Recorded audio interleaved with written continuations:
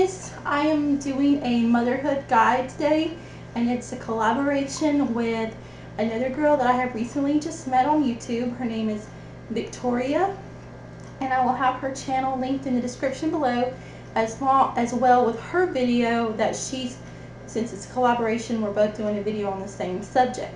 And today we're doing a video on motherhood, and it's called Motherhood Guide. So we're doing some do's and don'ts of pregnancy, some tips for motherhood, things like that. So I'll get started. This is just some tips and personal experiences from my own personal life. I do have a 20-month-old son. His name is Christian, and so this is just things that I've learned from just having my own child. And things could be different from every family and their children, so just if you learn anything, great, and if not, I'm sorry. So anyway, to start with, pregnancy don'ts. So first thing, quit all unhealthy habits such as smoking, any tobacco usage, alcohol, drinking alcohol, anything like that. That's definitely not safe and not good for the baby. So make sure to stop all smoking and drinking alcohol if you do. Eating unhealthy foods. It's really good to be on a well-balanced diet while you're pregnant, because your baby gets everything that you eat. So you really don't want to eat all unhealthy foods when you're pregnant. And then make sure to be careful of not overdoing yourself, such as vacuuming and heavy lifting and walking upstairs and all that kind of thing. Try to opt for an easier way while you're pregnant, because especially in your first trimester is the most fragile part of your pregnancy, and you really need to be careful of what you do. I know a lot of women have more frail pregnancies than other women. I myself did not. I was a very strong pregnancy, but you do need to be careful with such heavy lifting. You need to let somebody else do the lifting, let somebody else do the vacuuming, because it's better to be safe than sorry. And especially once you get over that first trimester, you're okay, but you still need to make sure that you do not overdo yourself, because sometimes you could push yourself in early labor. Do not clean out litter boxes if you have any. That is a very strict rule for pregnant women. If you have a litter box, please let somebody else do it, because the ammonia that's in the cat feces, and all that, it's not good for a pregnant woman to be around. So please do not clean out your litter box. Limit your caffeine intake. Now, it's okay, you don't have to cut it all out. I didn't when I was pregnant, and but they do say to limit your caffeine intake. And I drank a little bit of soda and a little bit of coffee while I was pregnant, and it was fine. But you just don't want to overload on it. And then you're not supposed to eat certain foods. It can be dangerous. You're not supposed to eat like sushi with the raw fish, raw oysters, unpasteurized soft cheese, things like that. You're not supposed to eat while you're pregnant. Okay, now on to the do's of the pregnancy. This is what you're supposed to do. You eat healthy foods that will benefit you and your baby. I've kind of touched on this slightly, but yes, please eat healthy, because it really does affect your baby, because what you eat, he or she will eat too. So please just start them off. This is their early stage of life, and it's just better just to start them off healthy. And get plenty of rest. I cannot stress this enough. Get plenty of rest when you're pregnant, because as soon as that baby's born, you can say goodbye to rest. It really wasn't that difficult when my son was first born. He was actually a pretty easy baby. I now get less sleep probably now than when he was first born. He's a toddler now, so sometimes he fights his sleep. But please get plenty of rest, because Your body, you're going to be so tired because you're growing a human inside of you, and it takes a lot of energy out of you. So please get plenty of rest, and plus get plenty of rest right before your due date too, because you might go into labor, and it's really bad when you're tired and trying to push that baby out. So just please get plenty of rest. You do need to keep in shape with light exercise. Don't do heavy because it could, be harmful to your baby. But keeping in shape will actually help you to have an easier birthing experience. You can, it just helps you overall with the pushing, the labor, and all that. It really does help you to keep in shape. Make sure to take your multivitamin daily. It's there for a reason. Your prenatal vitamins. Please remember to take them. I struggled with taking the prenatal vitamins during my pregnancy because they made me sick. And so some of the times I didn't, and I regret that now. So please take your prenatal vitamins because they're there for a reason.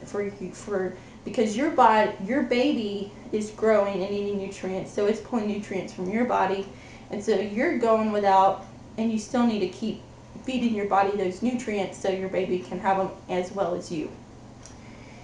And then the last thing for your pregnancy, pick a good OB/GYN and follow up with regular appointments. You do not want to miss your appointments because they are crucial in some cases, and I never wanted to miss one of mine because I always love to go hear about how my baby is doing and all that. So don't miss your appointments. One other thing that I did want to mention is the skincare. I did not do this personally when I was pregnant, but I really wish I would have now. But it's important to take care of your skin to avoid stretch marks. I mean, you're going to get stretch marks because your skin has a stretch with that baby growing inside of you. But rub like an oil or a cream or vitamin E or something on your belly every night before you go to bed. And just make it into a routine, and it will help after you've had your baby. And always remember, after you have your baby, wear the band that they give you and keep on rubbing that cream or oil on your belly, and it will help reduce stretch marks. I did it, and I wish I would have. Okay, so now going into motherhood. After you've had your baby, and here's some tips for motherhood. I really didn't do do's and don'ts for motherhood, and I just did some personal experiences that I've gone through with my child. One thing I would say is don't overbuy things for your child. You will get a lot of gifts. Usually you'll get a lot of gifts when you're pregnant. It's best really not to wait until everybody's giving you their gifts before you really pick out what you buy, what you want to buy, because a lot of times you will get everything. I got everything I needed with my shower. And do not open up all your diapers. I know that you have that place in your baby's nursery where you have stacked up all their diapers and everything. Don't open them. I opened one pack, and he couldn't wear them because he was born 9 pounds 5 ounces, and he wore 2 newborn diapers in the hospital, and he had to go straight to number 1 size. So the newborn pack I had opened up at home, I had just to give to somebody because I couldn't even use them. And if people do buy you sizes that you don't need, go return them for the size that you do need. So it's very helpful not to open up your diapers until you know what size they're going to be when they're born and all that. And the internet and merchandise, retailers will want you to buy this and this and this and this for your baby. You don't need everything that they tell you need. Of course you need the basics, and I can't stress enough that how important it is to have your diapers and your wipes and your cream and your powders and your lotions and all that. All that stuff is necessary, but all the little gadgets and everything you don't necessarily need. So don't waste your money spending going broke over buying everything that they tell you that you need, because you simply do not need everything. Okay, this is a very personal experience of mine. My child is a toddler now, and he's close. He'll be 2 in 3 months. And so, as you can tell, probably, realize He is very willful. He's just going through the terrible twos. But a mistake I've made is letting him, the first signs of, of him or her having tantrums over something that they can't have, please don't give in, because I have given in and just stopped the crying, especially like when you're out in public. You're like, okay, here, take it, because everybody stares at you and it's very embarrassing. Please please work on it at home first. If they can't have something, try to distract, replace it with something else. Not necessarily that doesn't work every time, because I know I have a toddler of my own, and it doesn't work every time with him.